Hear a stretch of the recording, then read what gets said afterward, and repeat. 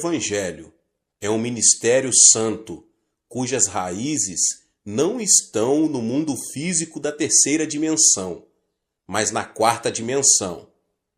Isso se deve ao fato de nosso Deus ser espírito.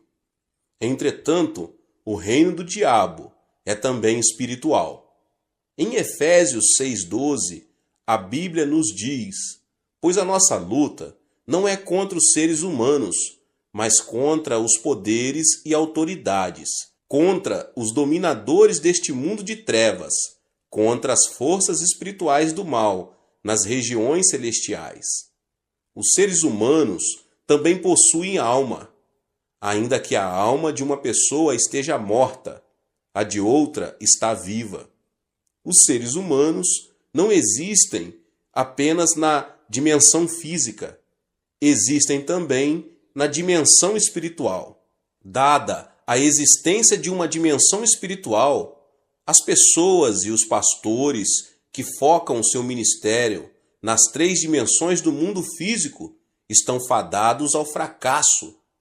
Se um servo de Deus tenta seguir as instruções do mundo espiritual somente com a razão humana e o conhecimento obtido pelos sentidos do mundo da segunda e terceira dimensões, já começou com o pé esquerdo. Tal conhecimento, baseado somente nas 3 dimensões do mundo físico, não será suficiente no mundo espiritual. Portanto, cada pessoa, cada servo de Deus, não deveria tentar conduzir seu ministério baseado somente em seu próprio conhecimento, experiência, tradição e costumes em relação a este mundo físico. Em vez disso, deveria começar com um conhecimento que leva também em consideração o mundo espiritual. A única maneira de termos a verdadeira experiência da quarta dimensão é sermos guiados pelo Espírito Santo por meio da Bíblia, a palavra de Deus. Por essa razão, não podemos ignorar o tempo que uma pessoa creu em Jesus. Quando o cristão recém-convertido sobe a montanha para orar e recebe abundante graça de Deus, as pessoas pensam tratar-se de uma grande coisa, mas de fato não é. A pessoa pode estar temporariamente cheia do Espírito Santo, recebendo muita graça. Entretanto, uma vez que carece de conhecimento mais profundo a respeito do mundo espiritual, é um candidato ao tropeço e ao fracasso. Portanto, quando formos pregar o Evangelho, não devemos nos esquecer de que não pertencemos à terceira dimensão, mas à quarta. O mundo da terceira dimensão está sempre submisso ao da quarta dimensão. A linha pertence à primeira dimensão e está ao plano da segunda. Um plano está sob o domínio do espaço. O mundo e o espaço da terceira dimensão estão sob o domínio do mundo espiritual da quarta dimensão. Esta é a lei geral. Portanto, se uma pessoa, se um pastor, entra no ministério por motivos humanos, por experiência ou conhecimento, expõe-se à cobiça da carne, à cobiça dos olhos e ao orgulho da vida. Nesse caso, ele está destinado a fracassar em sua luta contra o diabo, porque isso pertence à esfera da primeira, segunda e terceira dimensões. Um caso pertinente é o das escolas missionárias que começam com boas intenções. Embora começam com uma boa causa, não demora para começarem a perder o foco. Em vez de ajudar os estudantes a terem um primeiro relacionamento pessoal com Deus, algumas delas só põem mais obstáculos entre os alunos e Deus. Muitos estudantes não têm um encontro com Cristo, pois veem muitos aspectos hipócritas daqueles com suposta fé, que somente produzem decepção em seu coração. Em outras palavras, muitas escolas missionárias começam com um bom propósito de levar muitos a Cristo e de glorificar a Deus. Entretanto, com o passar do tempo, o propósito original deteriora-se e começam a limitar seu foco às coisas deste mundo tridimensional. Isso permite a Satanás e a seus asseclas do mundo espiritual da quarta dimensão apoderarem-se deles com sucesso. Muitos servos de Deus que trabalham em suas igrejas cometem esse mesmo grave erro. Além disso, servos que se comprometem com a nova teologia tentam analisar e compreender este mundo de natureza tridimensional.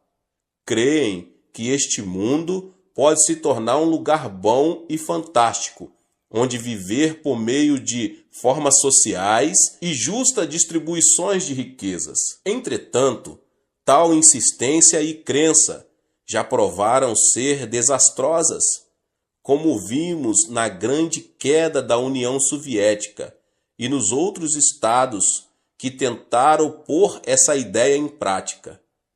Este mundo tridimensional está sob a autoridade do diabo, e todos os seres que aqui habitam estão sob sua influência, da morte espiritual.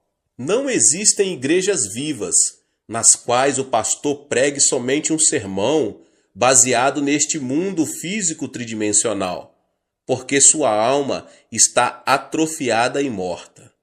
Muitos jovens vão para o exterior hoje em dia com o suposto propósito de fazer um trabalho ainda melhor para Deus e Cristo. Mas, ao enfrentarem a dureza de estudar num país estranho, seu zelo inicial desaparece rapidamente. Os que se propõem a estudar conseguem títulos mais altos, como mestrado ou doutorado em teologia, estão promovendo sua educação e conhecimento com base no que pertence ao mundo tridimensional, e seu plano não pode ser bem-sucedido.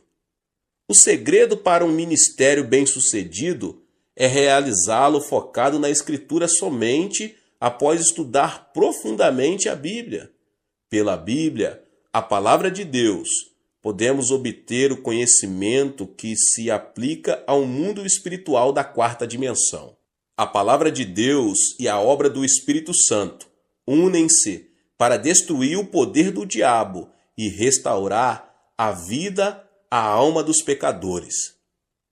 Tenho havido muitos servos de Deus que abalaram este mundo com o Evangelho, mas não muitos deles tiveram muita instrução. Grandes homens como o pastor Moody dos Estados Unidos e o pastor Spurgeon da Inglaterra são bons exemplos. Embora sua situação financeira não lhes tivesse permitido conseguir educação superior, ambos estudaram por conta própria e tornaram-se conhecidos como homens de grande educação e conhecimento em sua época. Isso foi possível porque se libertaram dos limites do mundo físico tridimensional e obtiveram conhecimento com base na quarta dimensão. Se você faz visita aos lares ou posiciona-se em pé no púlpito para entregar uma mensagem, ou ter uma conversa com o seu rebanho, deve ter certeza de não se desviar-se e afastar-se da Bíblia. Quando suas palavras e conversas se afastam da Bíblia e começam a girar sobre assuntos deste mundo, abre-se uma janela de oportunidade para o ataque sorrateiro do diabo. A palavra de Deus é a completa sabedoria de Deus, e somente ela pode vencer um engano do diabo. Quando se enfrenta o diabo com sabedoria santa, pode-se ser vitorioso. Mas, se você estiver armado apenas com sabedoria mundana, será derrotado pelo diabo. É maravilhoso esforçar-se e obter educação superior. Entretanto, se você não se propõe trabalhar para Cristo e Deus, não deve confiar na educação dada por este mundo tridimensional. Quando um jovem entra para o serviço militar, precisa abrir mão de suas antigas roupas e trocá-las por novas roupas e uniformes usados pelo exército, até sua roupa de baixo. Da mesma forma, quando somos chamados para nos tornarmos servos de Deus, precisamos pôr de lado nossa educação e conhecimento deste mundo e trocá-los por uma nova vestimenta de conhecimento que vem do mundo da quarta dimensão espiritual. O que move Deus são a palavra e o Espírito Santo. Da mesma forma, podemos vencer o diabo somente pela palavra de Deus e pelo Espírito Santo. Jesus disse: "O Espírito dá vida, a carne não produz nada que se aproveite. As palavras que eu lhes disse são Espírito e vida." João 6:63. Por conseguinte, o que dá vida ao espírito do homem são a palavra de Deus e o Espírito Santo. Em Efésios 6:12, a nossa luta não é contra carne e sangue, mas contra as forças espirituais. Então, você não deve esquecer que o verdadeiro líder que está dirigindo o povo ao mundo da quarta dimensão. Não vivemos de acordo com as leis deste mundo, mas conforme as leis que se aplicam ao mundo espiritual. O Espírito de Deus reside em nós, assim como residimos no Espírito de Deus. Por consequência, podemos parecer tolos aos que vivem de acordo com as leis deste mundo, mas eles são os verdadeiros tolos. Se esquecermos que pertencemos ao mundo espiritual, devemos desenvolver continuamente uma mentalidade que nos adeque e aplique palavras apropriadas à nossa natureza espiritual. Assim como Jesus e o diabo são entidades espirituais, você e eu somos também seres espirituais. Mas, desde que a nossa luta é de natureza espiritual, devemos amarrar a autoridade do diabo e prover paz espiritual por meio do Espírito Santo, sempre que visitarmos lares cristãos novos convertidos. Cada pessoa neste mundo ou pertence ao Espírito Santo ou ao diabo. Não há exceção. Não existe meio termo. Os que creem em Jesus Cristo pertencem ao Espírito Santo. Os que não creem pertencem ao diabo. Assim, este mundo é um campo de batalha entre o Espírito Santo e o diabo. Nessa batalha entre Cristo e o diabo, você é um soldado espiritual. Quando você enfrenta problemas, oro para que você possa resolvê-los não pelo poder de sua carne, mas pelo poder concedido por armas tais como a fé e a oração. O uso da boca e das palavras, em vez da fé e da oração, certamente levará ao fracasso. Quando se usam armas da terceira dimensão, não há possibilidade de derrotar o diabo, que pertence à quarta dimensão. Quando entramos numa batalha espiritual com Cristo, devemos nos armar com a palavra de Deus e a oração. Se usarmos os meios deste mundo, certamente vamos perder. Use sempre a palavra de Deus e a oração ao realizar a obra evangélica e então produzirá frutos maravilhosos. O preparo espiritual leva a uma fé maior. Um dos métodos mais eficientes de testemunhar é falar de Jesus a um indivíduo. Embora dirigir-se a uma grande multidão e levá-la a Cristo seja às vezes necessário, uma abordagem mais eficiente para testemunhar é encontrar-se com uma pessoa e falar de Jesus a ela.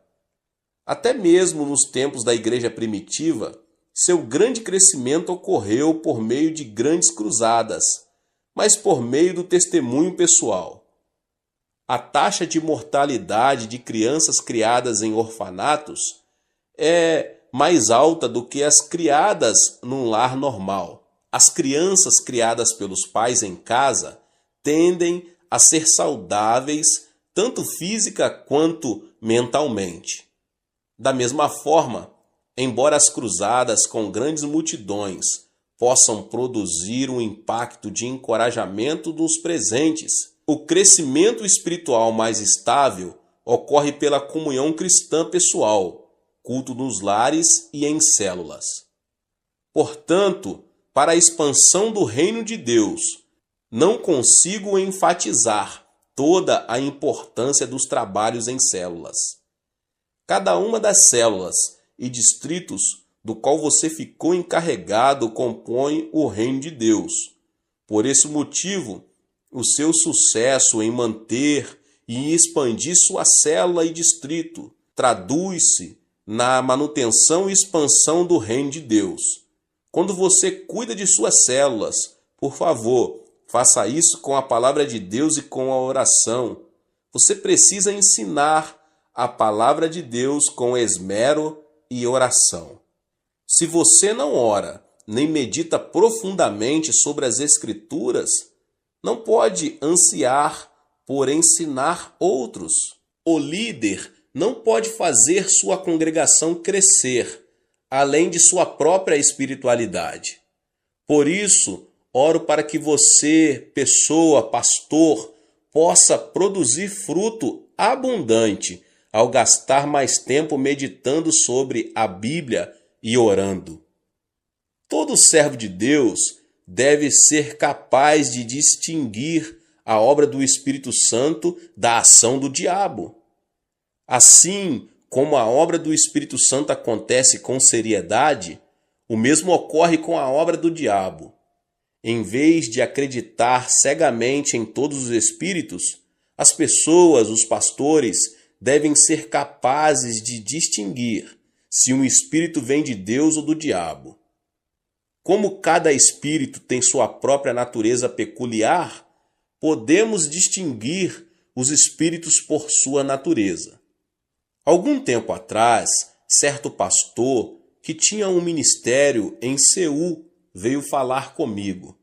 Disse-me que tinha a impressão de estar com algum tipo de espírito, mas não tinha certeza se o espírito era bom ou não. Isto é, não estava certo se o espírito vinha de Deus ou do diabo, e pediu-me que o discernisse para ele. Naturalmente, pedi-lhe que me contasse tudo o que havia acontecido. Ele me contou que desde que sentiu o espírito, começou a profetizar. Havia várias vezes em que suas profecias eram corretas, e as coisas aconteciam exatamente como profetizava. Mas, outras vezes, elas eram incorretas e não se tornavam realidade. Sempre que suas profecias eram incorretas, ouvia o Espírito falar-lhe. Eu apenas o coloquei à prova. Às vezes, o Espírito lhe dizia para escrever algo, e ele obedecia. Mas depois de escrito, não conseguia entender o que escrevia. Além disso, disse que desde aquele dia ele sentia como se algo estivesse se movendo continuamente dentro dele. Isso é obra do diabo. Entretanto, por mais que o diabo tente esconder sua identidade, ele não consegue. Um lobo, ainda que vista a pele de cordeiro, terá sua identidade revelada mais cedo ou mais tarde. Portanto, quando discernimos os espíritos, devemos fazê-lo como Jesus nos ensinou. Em Mateus 7, do 17 ao 20, Jesus disse: semelhantemente, toda árvore boa dá bons frutos, mas a árvore ruim dá frutos ruins. A árvore boa não pode dar frutos ruins, nem a árvore ruim pode dar frutos bons. Pelos seus frutos vocês os reconhecerão. Por conseguinte, podemos discernir facilmente os espíritos por seus frutos.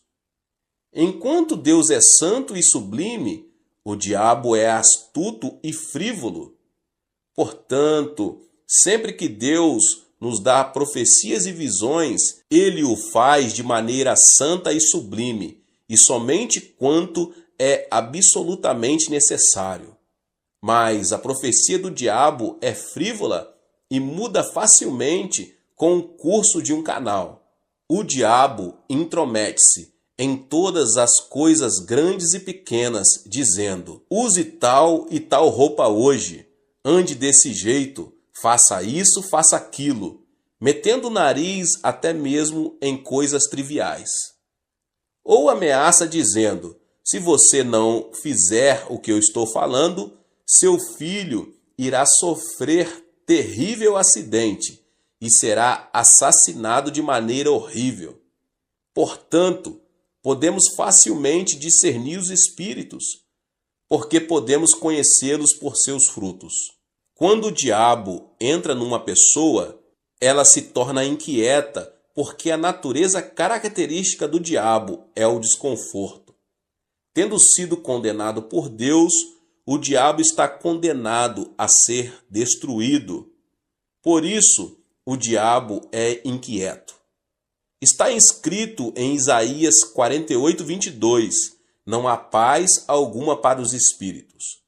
Portanto, quando o diabo entra no coração de um homem, ele se torna nervoso, ansioso e causa problema aonde quer que vá, pela inveja e pelo ódio.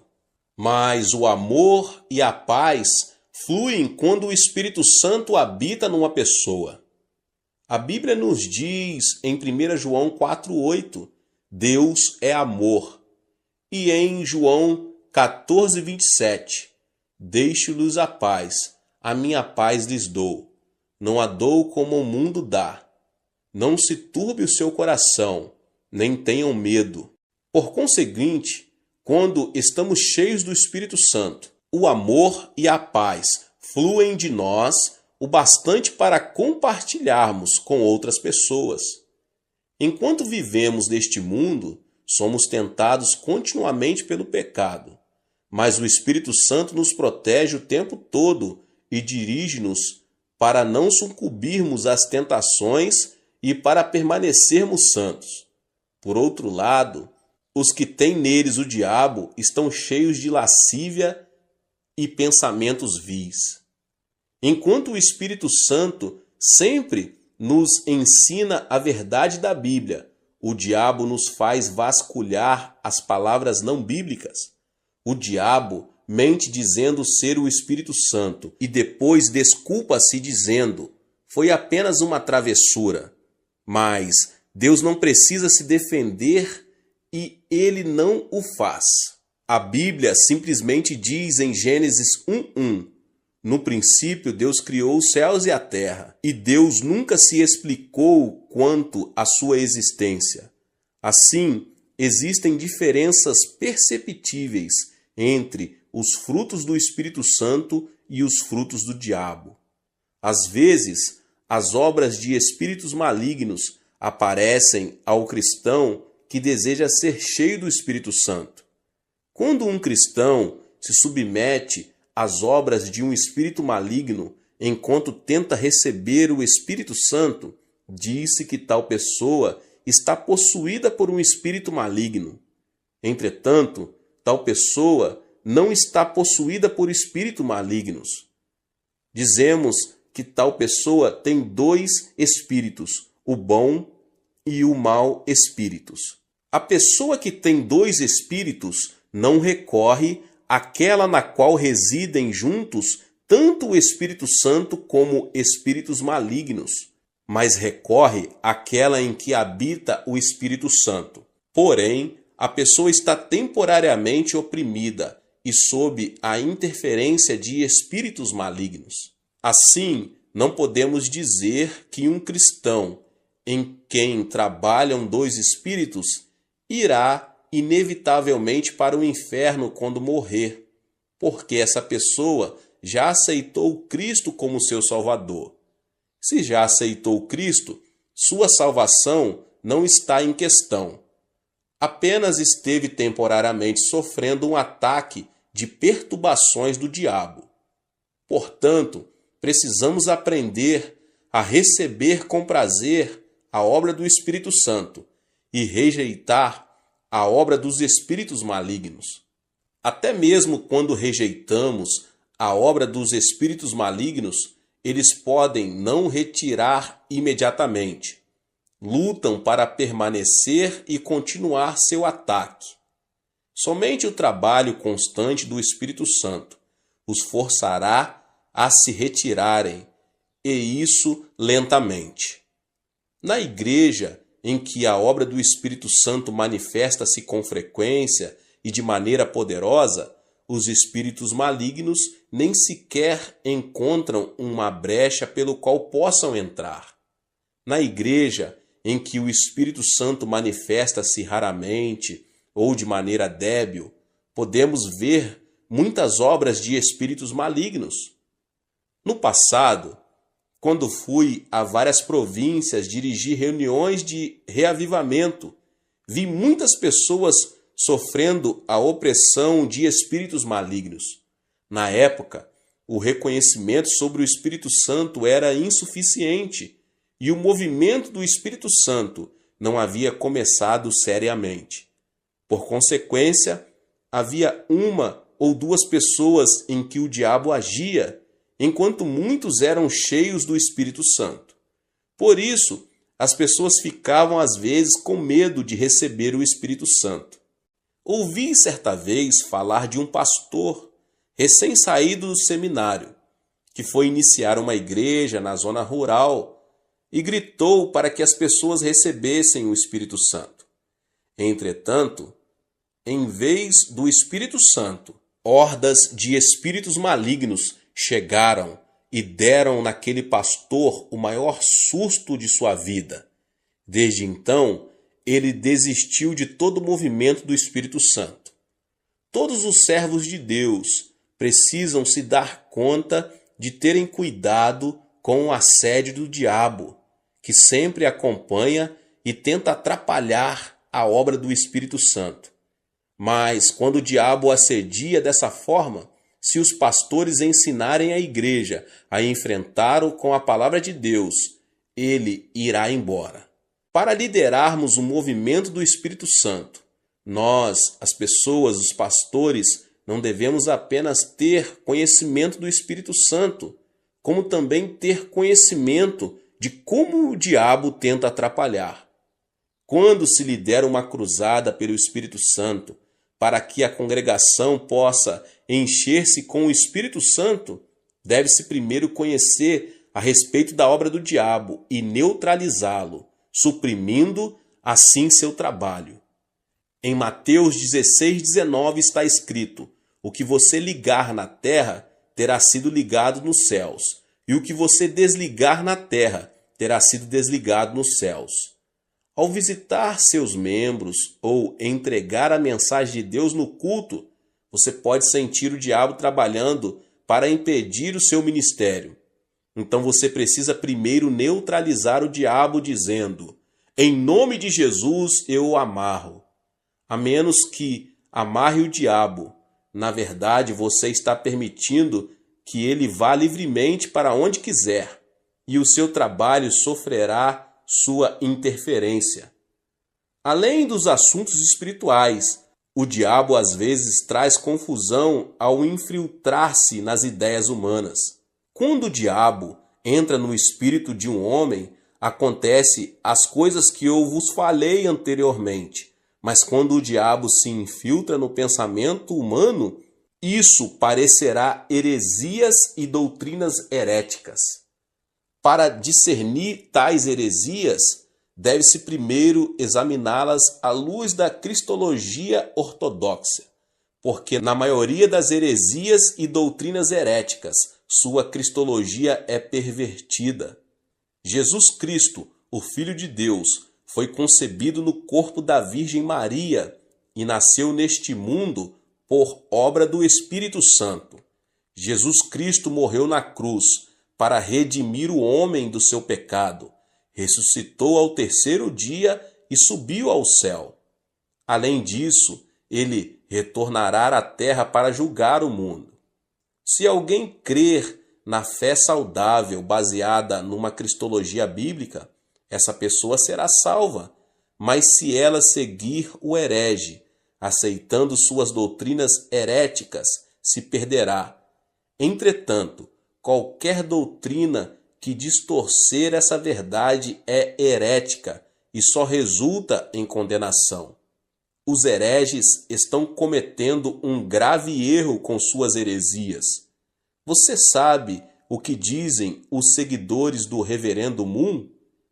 Eles alegam que Cristo fracassou em sua obra de redimir o homem do seu pecado original, porque morreu na cruz, e afirmam que o líder da seita, Moon Sun Myung, é o verdadeiro líder previsto para voltar. Afirmam que seu líder veio para conseguir essa redenção, não conseguida por Jesus. Portanto, sua doutrina é uma heresia por estar completamente desviada da cristologia bíblica. As testemunhas de Jeová afirmam falsamente que Cristo foi um dos anjos e que não é Deus.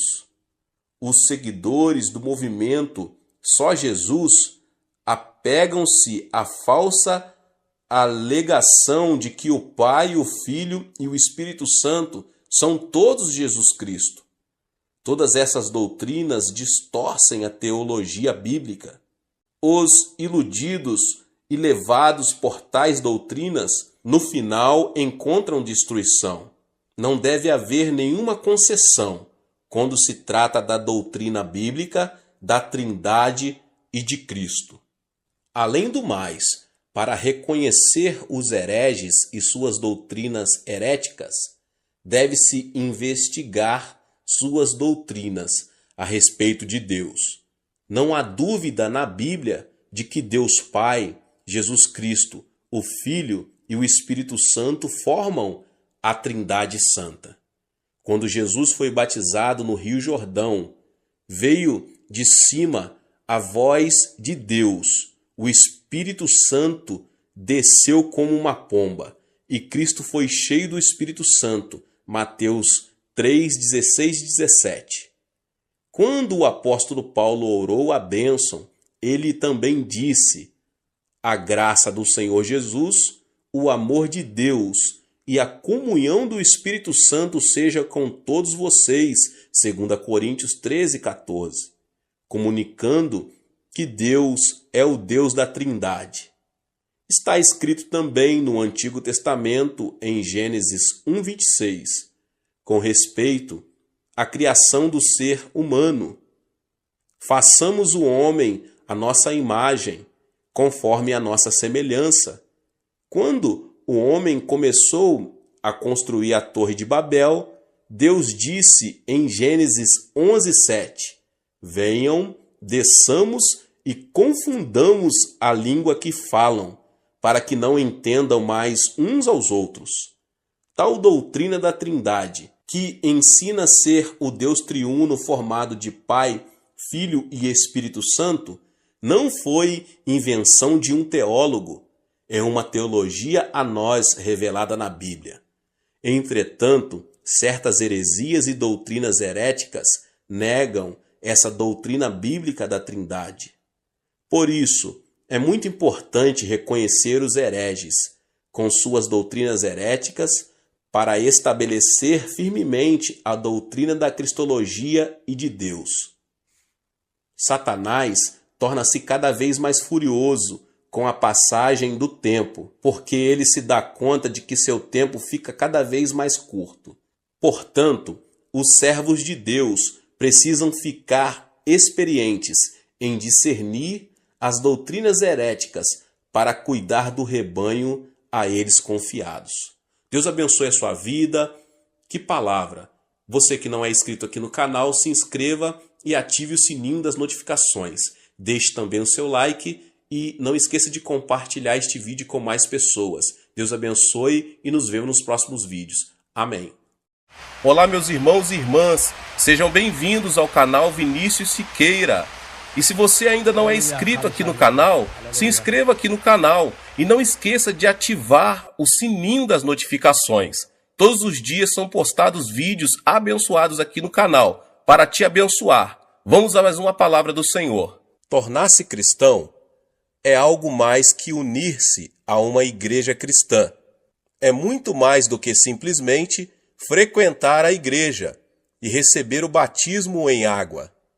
Ensina-nos a Bíblia que tornar-se cristão significa somente receber a vida eterna. Muitas pessoas têm um conceito errado a respeito do significado da vida eterna. Imaginam que vida eterna significa que vão viver por toda a eternidade no céu. Na verdade, a alma não morre, pelo que até o pecador viverá por toda a eternidade no inferno. Portanto, veja bem, aceitar a Jesus Cristo não significa apenas viver na eternidade. A palavra grega para a vida eterna é zoeaionion, que significa o tipo de vida de Deus. Você e eu temos a vida humana, que foi amaldiçoada por Deus com a pena de morte. Mas quando fomos a Cristo, nossos pecados foram perdoados, fomos purificados e o Espírito Santo veio morar em nós, trazendo às nossas almas a vida de Deus. Jesus Cristo é a vida de Deus. Quando Ele vem à sua alma, você passa a ter a vida eterna, a vida de Deus. Muitos pensam que os verdadeiros cristãos não são diferentes dos pecadores, mas há uma tremenda diferença. Os crentes são tão diferentes dos incrédulos, como o céu é diferente da terra, porque os verdadeiros cristãos têm a vida de Deus em seu coração. Se você tiver a vida de Deus em você, irá para o céu e viverá ao lado de Deus, pois a vida de Deus estará vivendo em você a partir de agora mesmo, a partir do momento em que você aceitar a seu Filho como seu Salvador. Disse Jesus Cristo que se alguém tem a vida de Deus em si, 5 sinais se seguirão em sua vida. Antes de subir aos céus, deixando a terra, o Senhor fez uma tremenda promessa aos seus seguidores. E estes sinais hão de seguir os que creem. Em meu nome expulsarão demônios, falarão novas línguas, pegarão em serpentes, e quando beberem alguma coisa mortífera, não lhes fará dano algum. Imporão as mãos sobre os enfermos, e os curarão. Depois de o Senhor lhes ter falado, foi recebido no céu e assentou-se à destra de Deus. Então os discípulos partiram e pregaram por toda parte, cooperando com eles o Senhor e confirmando a sua palavra por meio de sinais que a acompanhavam. Disse também Jesus que os céus e a terra haviam de passar, mas suas palavras permaneceriam. A palavra de Cristo deve permanecer, e ele a confirma com sinais que a acompanham. Leio na Bíblia que Jesus Cristo é o mesmo ontem, hoje e eternamente. Seu ministério nunca mudou.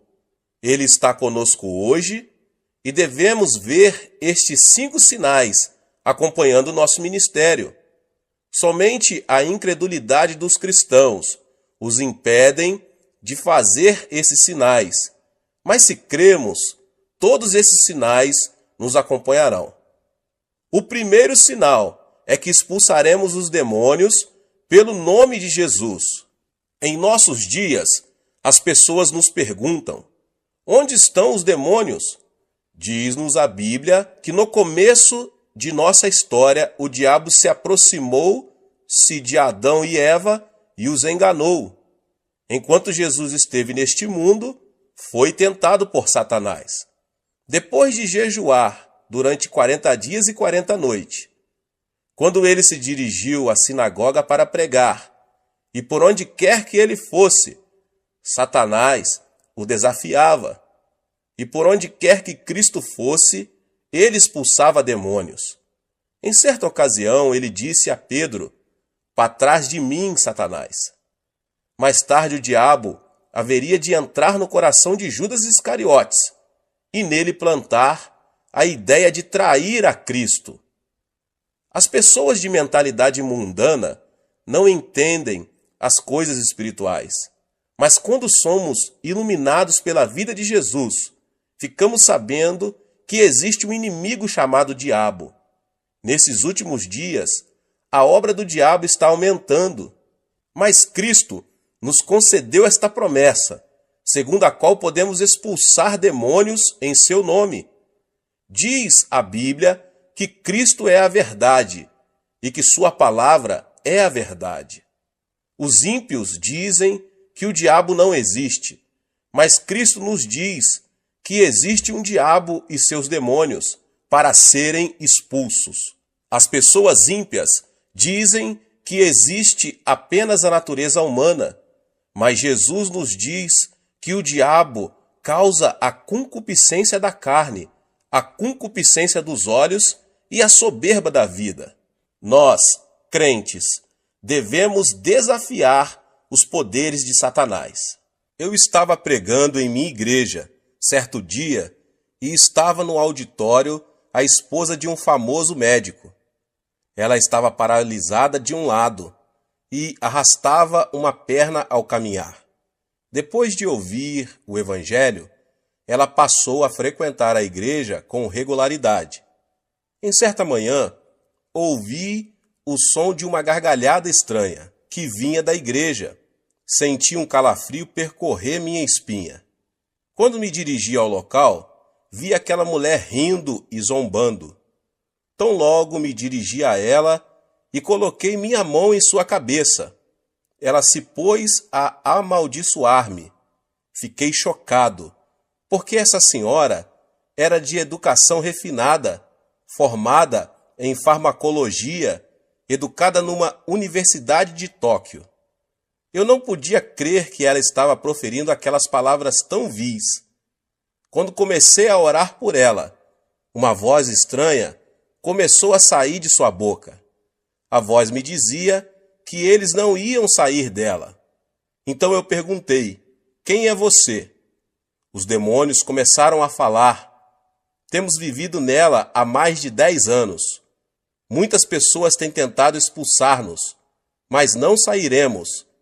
E você não vai conseguir expulsar-nos." Foi quando constatei que aquela mulher estava possuída de demônios, pelo que, no nome de Jesus, insisti em expulsar esses demônios. Mas eles continuaram a desafiar-me e lutamos por mais de 8 horas. Em nome de Jesus Cristo, ordenei aos demônios que saíssem, mas eles continuaram a protestar, dizendo que de modo algum sairiam. Eu não havia tomado o jejum pela manhã, nem havia almoçado, de modo que às 17 horas eu estava tão cansado que quase não conseguia falar, mas prossegui clamando: "Diabo, vá embora em nome de Jesus Cristo." A mulher também estava cansada, mas o diabo continuava dizendo: "Não, eu não vou sair." De minha parte, eu só não estava cansado, mas com muito medo, porque o marido dela era um famoso médico que trabalhava no Hospital da Cruz Vermelha em Seul. Não era cristão, e se me visse naquela situação, ele me processaria judicialmente. Em meu desespero, pus-me a clamar pelo nome de Jesus Cristo com maior fervor. O poder do Espírito Santo desceu sobre mim, e logo eu me vi cheio do Espírito, e me senti tão leve, como se eu estivesse esticado, bem na ponta dos dedos do pé. E novamente, com uma tremenda unção, ordenei ao diabo que saísse.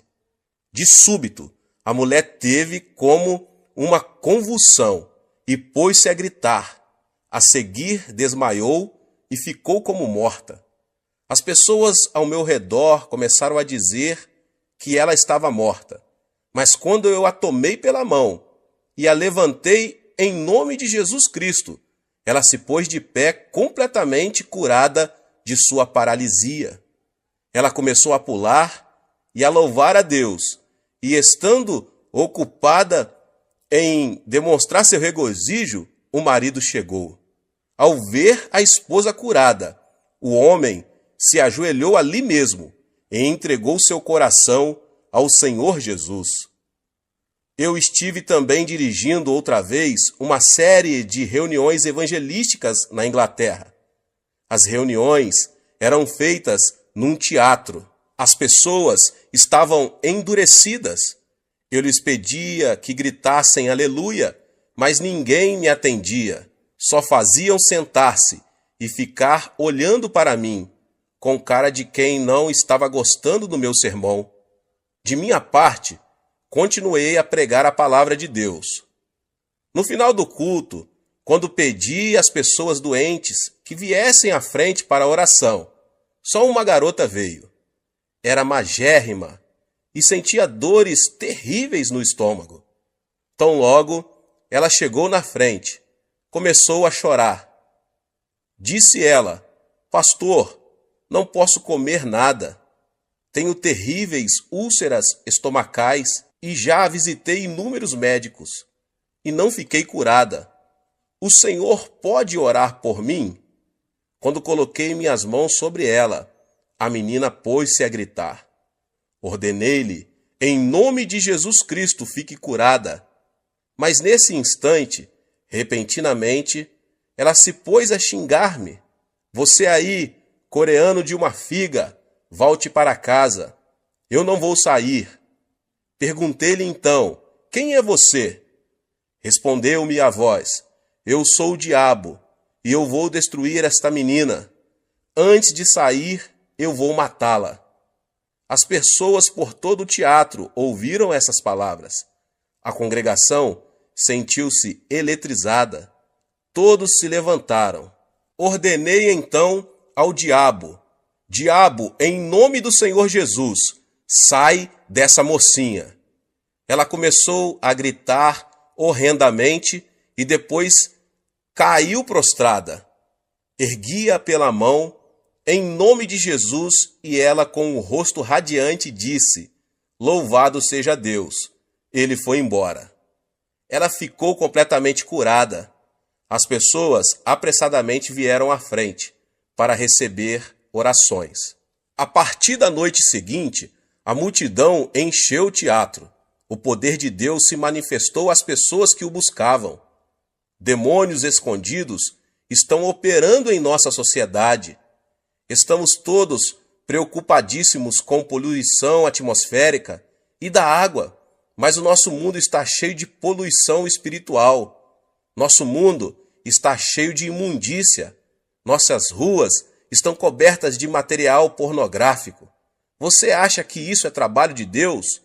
Você acha que esse é o trabalho das pessoas decentes? Não, é claro que não. É o trabalho do diabo. Precisamos eliminar a poluição espiritual de nossas vidas. Nossos filhos estão sendo desorientados pelo diabo. Precisamos amarrar o diabo e expulsá-lo em nome do Senhor Jesus. Você tem a vida eterna dentro de você. A vida eterna é o tipo de vida que vem de Deus, a forma mais elevada de vida. O tipo mais baixo de vida é a do reino mineral. A seguir vem o reino vegetal, depois o reino animal, em seguida o reino da humanidade, depois a ordem angelical e, finalmente, Deus, a fonte de toda a vida. Satanás é um ser angelical e, consequentemente, Satanás é mais poderoso que os seres humanos. É por isso que Satanás controla a humanidade. Entretanto, quando aceitamos a Jesus Cristo, a vida de Deus entra em nós e nós nos tornamos superiores aos seres angelicais. É por isso que podemos expulsar demônios. Temos a vida de Deus em nós. o que torna nossa vida mais poderosa do que a vida de Satanás. A lei da natureza diz que quando o maior chuta o menor, este deve fugir imediatamente. Se você é cristão, mora em você a forma de vida superior. A nova vida em você é superior à vida de Satanás. Portanto, quando você ordena a Satanás que saia em nome de Jesus Cristo, ele não tem outra alternativa senão obedecer e sair. Você não é mais um ser fraco. Você não é mais um desamparado, pois recebeu o maior poder, o de Deus. A vida eterna habita em ti, e você pode expulsar demônios em nome de Jesus. Ordene ao poder do diabo que se retire de sua casa. Ore pelos seus filhos, para que o poder de Satanás não os controle. Ore para que o poder da influência de Satanás abandone a sociedade da qual você faz parte. Você tem o poder. Cristo nos deu uma tremenda promessa em Lucas 10:19. Eu vos dei autoridade para pisar serpentes e escorpiões, e toda a força do inimigo, e nada vos fará dano algum. Nesta promessa, Cristo nos dá duas palavras maravilhosas. No grego, Cristo está dizendo, dou-vos exousia, que significa autoridade. A saber, autoridade sobre os poderes de Satanás. Autoridade é algo mais forte do que poder. Minha avó faleceu com 83 anos de idade. A velhinha não tinha muito poder. Era muito fraquinha, sem forças, mas quanta autoridade tinha. Sendo jovem, eu tinha muito mais força do que minha avó, mas ela detinha a autoridade. Quando ela dizia, filho, vem cá, eu ia. Se ela dissesse, vai a tal lugar, eu ia. A autoridade é superior ao poder. Disse Cristo, dou-vos exousia, a autoridade, pelo que você consegue prevalecer sobre o dunamis, o poder de Satanás. Utilize a autoridade que Deus lhe concedeu agora mesmo. Quer você se sinta forte, quer se sinta fraco, quer você sinta a unção, quer não, quer você se sinta maravilhoso, quer não, você detém a autoridade para ordenar a Satanás que saia. Satanás tem algum poder, mas a autoridade divina que você recebeu é superior às forças satânicas. Um policial está de pé numa encruzilhada. Ao aproximar-se um caminhão enorme, potentíssimo, muito mais forte do que ele, o policial pode fazer parar o veículo com um simples aceno de mão. Basta ao policial fazer outro aceno de mão e o caminhão vai embora. O caminhão tem potência, mas o policial tem autoridade. Diz a Bíblia que Deus deu autoridade, de modo que, ainda que Satanás tenha poder e se aproxime de você, se você conhece a palavra de Deus, você pode dizer, sai, vai embora daqui. Satanás está destinado pela lei de Deus a obedecê-lo, porque você tem autoridade. Diz a palavra de Deus que você é o vencedor agora. A vida que está em você é mais poderosa que a do diabo. Por isso, não diga que você é mais fraco. Jamais diga que você não consegue expulsar demônios, mas diga que tem tanto poder como autoridade, visto que a Bíblia assim diz, em meu nome expulsareis demônios. Certa vez eu estava no sul da Coreia e fui encontrar-me com um pastor. Eu o vi implorando e clamando em seu escritório. Quando abri a porta, vi uma mulher possuída de demônio, sentada no assoalho, enquanto o pastor implorava, dizendo, por favor, saia, por favor, saia. O diabo estava rindo dele. Disse eu ao pastor, se você apenas fizer cócegas no diabo, ele não vai sair. Devemos tratar o diabo como diabo. Você tem autoridade.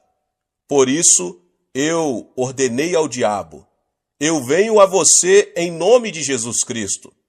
Replicou-me o diabo: eu sei que você não tem poder nenhum. Ao que eu lhe retruquei: sim, eu sei que nenhum poder tenho, mas eu tenho autoridade. No nome de Jesus Cristo eu lhe ordeno: saia. Imediatamente o diabo saiu, e a mulher se sentiu aliviada.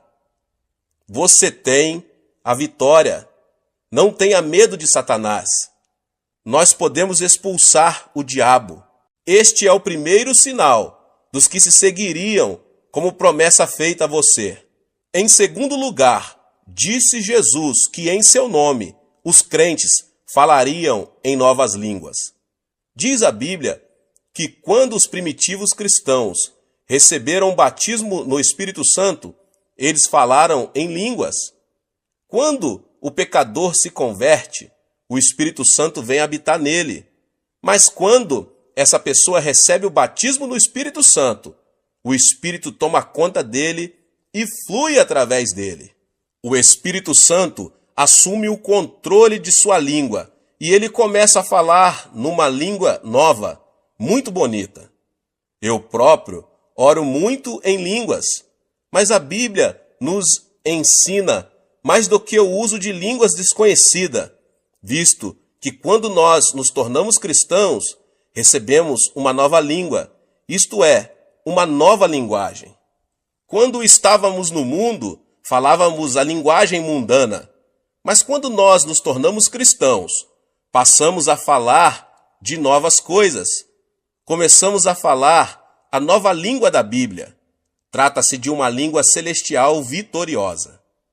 Tiago nos diz em sua carta, inserida na Bíblia, que a língua é um órgão pequeno, mas capaz de controlar todo o corpo. Diz ele que podemos controlar um cavalo com um freio enfiado em sua boca, em que o piloto dirige um enorme navio numa tempestade mediante um leme. Até mesmo uma pequena fagulha pode incendiar uma cidade inteira. A língua também, embora seja pequenina, é tão poderosa que consegue controlar todo o corpo. Dizem os neurocirurgiões que o centro da fala de nosso cérebro controla o cérebro todo. Assim que é o que você fala controla seu corpo todo. Se você fala negativamente, tais coisas negativas controlam o seu corpo inteiro. Se você falar doenças o tempo todo, as doenças controlarão seu corpo. Se você falar de pobreza, a pobreza vai controlar todo o seu corpo. Aquilo que você fala é o que finalmente vai dar forma à sua vida e determinar seu destino. Pelo que você vai ter que vigiar sua língua. Você não deve jamais entregar sua língua a Satanás e falar negativamente. Não fale de doenças, de pobrezas ou de fracassos, nem daquelas coisas negativas que passam a controlar seu corpo e, portanto, seu futuro. O famoso fundador da missão do Congo tinha câncer no fígado e o médico lhe disse que ele não poderia viver por muito tempo. Por isso, ele saiu do Congo e voltou para a Inglaterra. Um dia, estando deitado num divã, tomando sol e lendo a Bíblia, seus olhos caíram em 1 Pedro 2,24 e ele leu: Ele mesmo levou em seu corpo os nossos pecados sobre o madeiro, para que, mortos para os pecados, pudéssemos viver para a justiça. Pelas suas feridas fostes sarados. Uma nova revelação veio ao seu coração. O médico disse que eu sou um moribundo. A Bíblia diz que pelas suas feridas eu fui curado. Devo acreditar no médico ou devo acreditar na palavra de Deus? É claro que eu devo acreditar na palavra de Deus. A partir deste momento, ele determinou a falar da forma como a Bíblia fala, e pela fé, ele declarou o seguinte: pelas suas feridas eu fui sarado. A palavra de Deus começou a controlar seu corpo, e esse missionário ficou completamente curado do câncer no fígado. Uma moça estava morrendo de tuberculose. O médico do sanatário chamou a mãe dela e pediu-lhe que levasse a filha para casa, para ela morrer ao lado da família. Por isso seus pais foram ao hospital e levaram a filha embora. Ela estava prestes a morrer. Conduziram-na para o apartamento onde moravam. Certo dia sua mãe estava passando roupa e a filha leu na Bíblia a passagem que diz: pelas suas feridas fostes sarados. Ela gritou: mãe, vem cá, olhe esta passagem. Diz que pelas feridas de Cristo eu fui sarada. Se eu fui sarada, por que devo ficar deitada aqui? Traga minhas roupas e meus sapatos. Sua mãe replicou: oh não, você não deve levantar-se, porque o médico nos advertiu muito bem que você deve ficar deitada. Replicou a jovem: mãe, será que Deus disse uma mentira? Você sempre me ensinou a crer na palavra de Deus. E a palavra diz que pelas feridas de Cristo eu fui sarada. Não devo crer nessa palavra? A mãe trouxe as roupas pedidas e a filha as vestiu. A moça levantou-se e, embora gaguejasse um pouco, declarou: eu fui curada pelas feridas de Cristo. Sua língua começou a controlar-lhe o corpo todo. Ela se dirigiu à cozinha, cozinhou alguns alimentos e pôs-se a comer. Depois foi à sala para louvar a Deus. À medida que confessava que estava curada pelas feridas de Cristo, foi ficando cada vez mais forte, de modo que, dentro de uma semana, sentia-se muito bem. Ela foi ao hospital e, depois de passar por um exame médico completo, foi declarada curada. A palavra de Deus deve permanecer para sempre. O que você falar, vai obter. A Bíblia nos manda falar à montanha e ordenar-lhe que seja lançado ao mar, e isso acontecerá. A Bíblia contém 32.500 promessas. Pronuncie as promessas de Deus e você vai obter o que a palavra de Deus promete a você. Muitas pessoas estão pronunciando as palavras erradas. Estão continuamente falando de modo negativo. Falam de seus fracassos, falam de suas fraquezas, falam de sua infelicidade. Depois se queixam e ficam imaginando as razões porque são um fracasso e porque não há paz em suas casas. Ficam imaginando porque há tantas fraquezas em seu corpo. A razão é que controlam seu corpo com a conversa errada. Fale uma língua nova, fale a língua da Bíblia. Fale de redenção, de vida eterna. Fale que você foi sarado pelas feridas do Senhor Jesus Cristo. Diga que Deus é sua força e você verá boas coisas acontecerem a você. Sim, aprenda a falar uma nova língua. Aos 18 anos de idade, eu estava morrendo de tuberculose. Eu era um fracasso em casa e não tinha dinheiro e ia muito mal nos meus estudos. Não havia esperança para mim neste mundo. Foi quando eu me tornei cristão e resolvi que falaria a linguagem da Bíblia. Falei de cura, confessei o sucesso e pronunciei palavras de abundância. Não permiti que minha língua falasse coisas negativas. Neste momento estou pastoreando uma congregação de 600.000 membros e Deus nos deu capacidade de construir uma igreja que custa cerca de 5 milhões de dólares. Também estamos enviando missionários pelo mundo todo. Quando mudei minha maneira de falar, minhas circunstâncias mudaram também.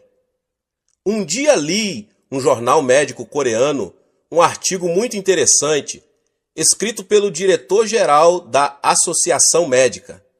Disse ele que muitos coreanos estavam morrendo do que ele denominava morte habitual. Disse que muitas pessoas acham que vão morrer com 50 e poucos anos, porque seus pais haviam morrido nessa idade.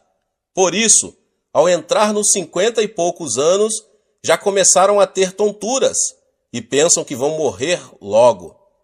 E muitas pessoas morreram nessa faixa de idade, ainda que não haja causa médica para a morte. Disse o médico que a pessoa não deve antecipar a mesma experiência de seu pai, porque esse raciocínio tem produzido muitas mortes prematuras. Eis aí, até um médico incrédulo confessa que a língua controla nosso futuro. Você pode ser vitorioso, você pode ser curado. Sim, você pode viver uma vida feliz. Comece agora mesmo a falar a palavra de Deus e mantenha o tipo correto de conversa.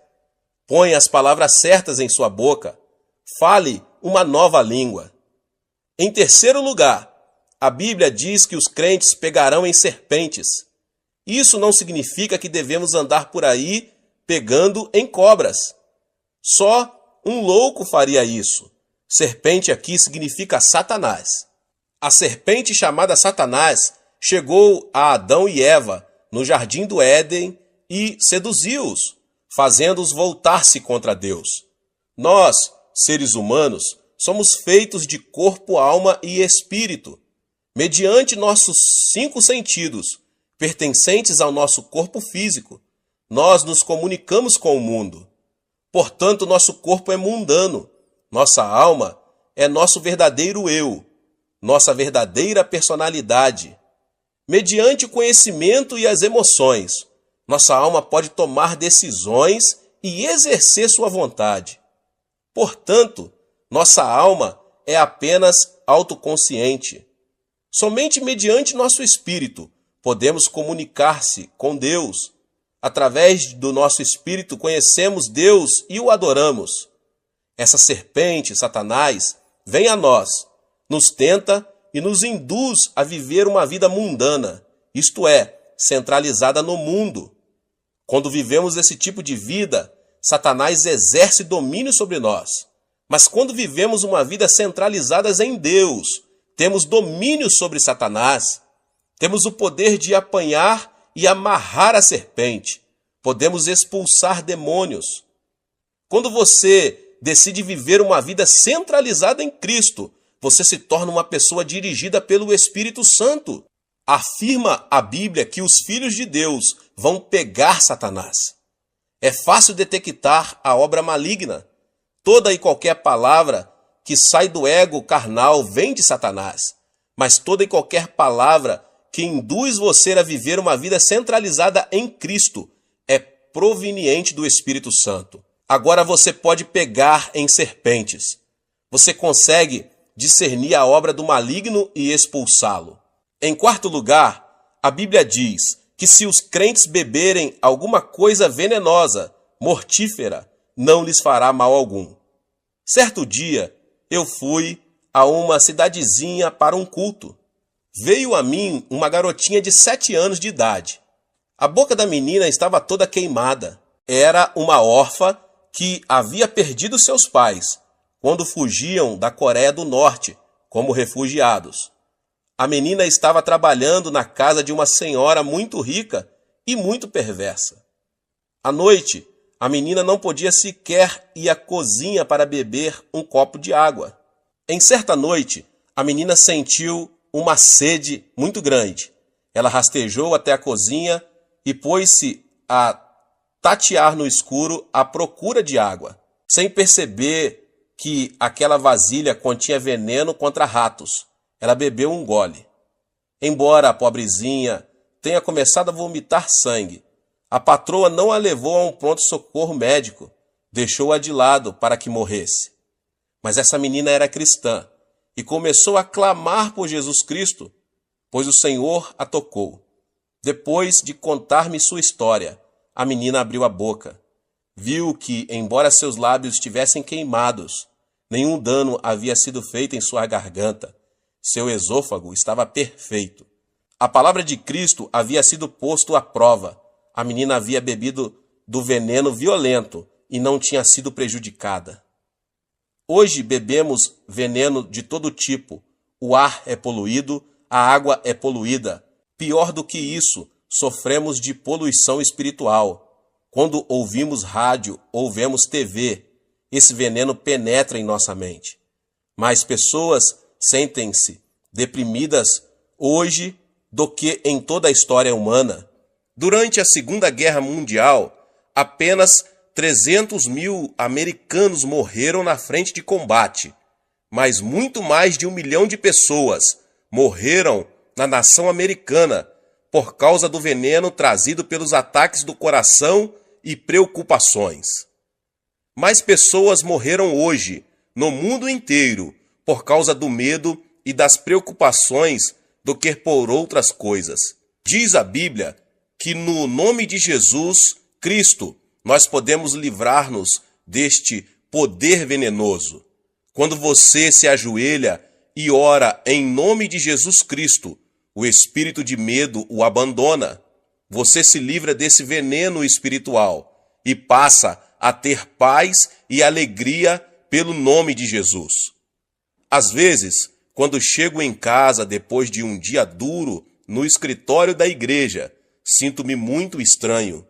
Minha esposa parece irritada, meus filhos parecem agitados demais e eu fico aborrecido. Parece-me que estou disposto a ter uma briga com minha mulher e que meu lar todo está envenenado. Quando eu era um cristão inexperiente, minha esposa e eu costumávamos ter discussões monumentais que duravam dias. Agora eu sei que existe um meio melhor. Eu entendo que o envenenamento provém da sociedade, pelo que eu ajoelho imediatamente e expulso o mau espírito que veio para destruir meu lar. Reivindico a vitória em nome de Jesus Cristo e logo sinto o seu imenso poder de cura fluindo por toda a casa. Então, quando olho para minha mulher, ela está sorrindo e eu começo a sorrir também. Apertamo-nos as mãos e nosso lar se torna cheio de paz. De tempos em tempos, você precisa de cura em seu lar. E Deus prometeu que você não sofrerá os efeitos do envenenamento. Basta que você invoque o nome de Jesus Cristo e reivindique a vitória, para que seu lar seja curado. Finalmente, a Bíblia diz que os crentes imporão as mãos sobre os enfermos e eles serão curados. Quando eu era menino, de vez em quando tinha umas brigas com os meus amigos. Nós nos esmurrávamos à vontade. E de vez em quando eu voltava para casa chorando. Minha mãe me dava uma boa surra, mas a seguir eu recebia o toque curativo do amor de minha mãe. Como é bom quando estamos desanimados e um bom amigo chega e toma nossa mão e nos dá umas palmadinhas nas costas. Jesus vem a nós e quando ele nos toca, não há outra alternativa senão receber a cura. Jesus não tem um corpo físico, mas ele quer usar seus braços, sua boca e suas mãos. Quando você impõe suas mãos sobre os enfermos, em nome de Jesus, o poder do Espírito Santo flui através de suas mãos e a cura se estabelece. Diz a Bíblia que quando você coloca suas mãos nos enfermos, eles serão curados. É a palavra de Deus que o diz.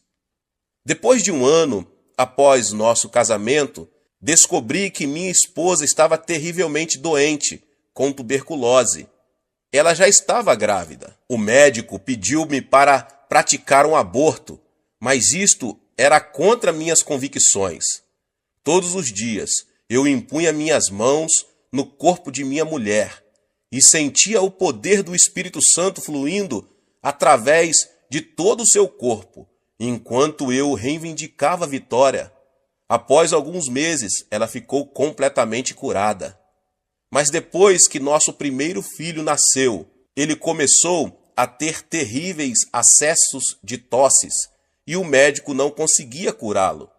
Todas as noites ele tossia quase ao ponto de asfixiar-se e o médico estava bastante preocupado. Então, em nome de Jesus Cristo, coloquei minhas mãos sobre ele e senti o poder de cura cobrir meu filho. Vez após vez, quando eu impunha as mãos sobre meu filho, eu senti a vida de Cristo passar para ele. E logo, para espanto dos médicos, o menino ficou completamente bom. A vida de Deus habita em você. O Espírito Santo mora em você. E quando você invoca o nome de Jesus Cristo, em amor e fé, e toma a mão dele. Seu poder flui mediante suas mãos e os enfermos são curados.